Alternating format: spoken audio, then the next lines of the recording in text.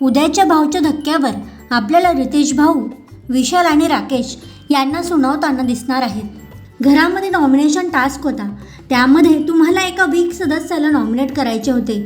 राकेश आणि विशाल हे माझ्या पाठीमागे माझ्याविषयी बोलतात म्हणून मी त्यांना नॉमिनेट करतोय असं सांगितलं।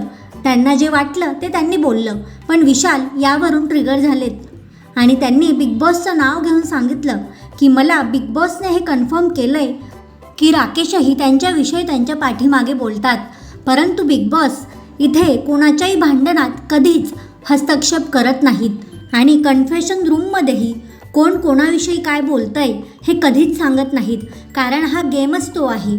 म्हणून तुम्ही बिग बॉसचं नाव घेऊन काहीही बोलाल हे खूप चुकीचं आहे। राकेश आणि विशाल, तुम्ही दोघंही या इंडस्ट्रीतील नामांकित लोक आहेत आणि तुम्ही नॅशनल टेलिव्हिजनवर कशा प्रकारे भांडताय, कोणते शब्द वापरताय हे अतिशय लाजिरवाणं होतं। एकमेकाला धमकी काय देताय, तू बाहेर ये, हा गेम शोमध्ये कधीच बाहेरच्या गोष्टी आणायच्या नसतात हे तुम्हाला दोघांनाही माहीत आहे। विशाल यांनी मुद्दा उचलला की राकेश माझ्या वयाबद्दल बोलले म्हणून त्यांनी थेट राकेशांच्या आयुष्यातील डिवोर्स रिलेशनशिप काढलेत।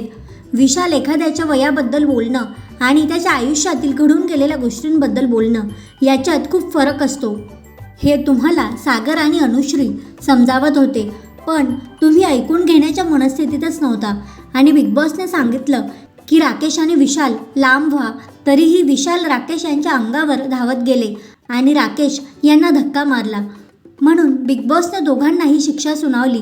पण तुम्ही दोघंही नॅशनल टेलिव्हिजनवर ज्या प्रकारे भांडत होता, एकमेकाला धक्काबुक्की करत होता, ते खूपच लाजिरवाणं होतं। हा काय कोणता रस्त्यावरचा कट्टा नाही आहे की तुम्हाला मनात आलं तसं तुम्ही वागाल। हे बिग बॉसचं घर आहे आणि इथे प्रत्येक नियमाचं पालन केलंच गेलं पाहिजे। तुमच्याकडून आम्हाला ही अपेक्षा नव्हती। शेवटी तुमची इज्जत ही तुमच्या हातात आहे, बिग बॉसच्या नाही, हे तुम्ही लक्षात ठेवा। अशा प्रकारची कानउघडणी आपल्याला भाऊच्या धक्क्यावर होताना दिसणार आहे।